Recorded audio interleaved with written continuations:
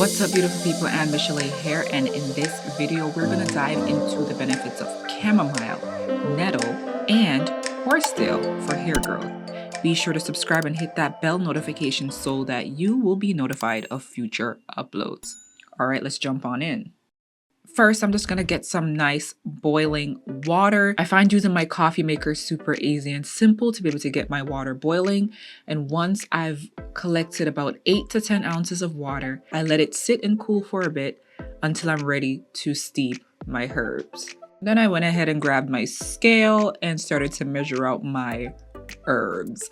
I measured out 3 grams of chamomile. Chamomile helps to moisturize the hair while adding shine where it can and reducing frizz and brittleness. Researchers believe these positive effects come from chamomile's rich sources of antioxidants as well as vitamins E and C. It is also known as a strong antiseptic that is effective in treating dandruff. It has hydrating abilities and is able to soothe an inflamed scalp, thus promoting healthy hair growth.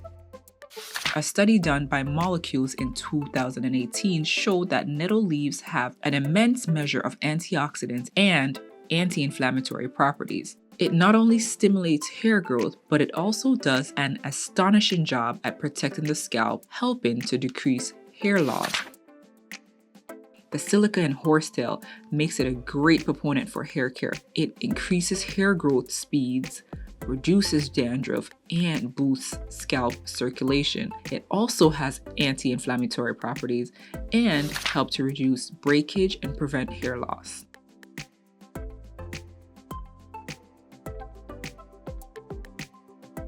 Once I've added all my herbs to the water, I just stir and allow this to sit, cool, and steep. I covered with a plate to make sure that nothing falls into my tea. I had this tea steeping for about 30 to 40 minutes before I strained off the herbs.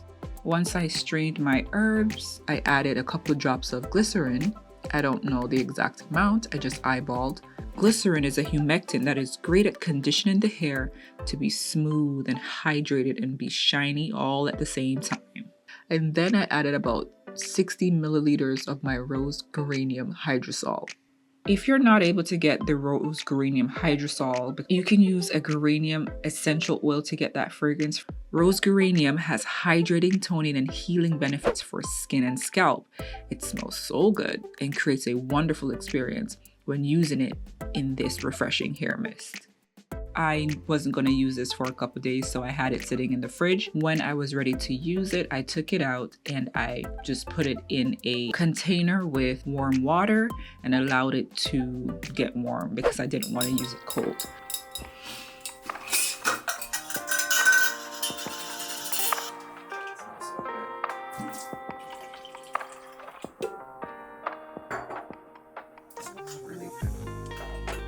I've been using this tea now for about 4 weeks, and I've noticed that even though I've been adding oils after I use the tea, my scalp hasn't been getting buildup in the way that I thought it would.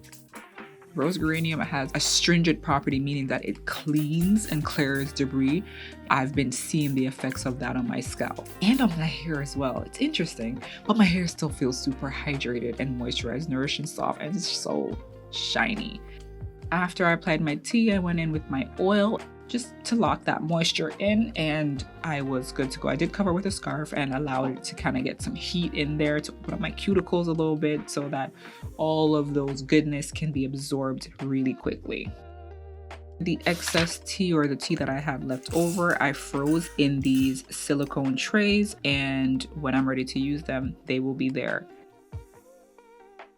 And that's all for this video. Comment, like, share, and subscribe. And I absolutely look forward to seeing you in the next one.